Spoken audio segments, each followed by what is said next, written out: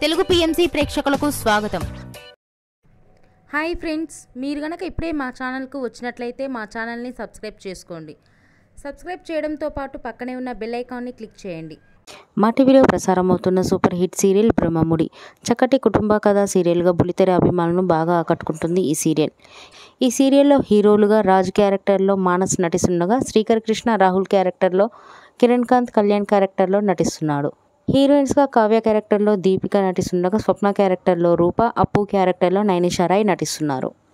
మానస్ తన లేటెస్ట్ ఫొటోస్ని అభిమానులతో పంచుకున్నాడు. ఆ ఫొటోస్ని మనం కూడా చూసేద్దాం.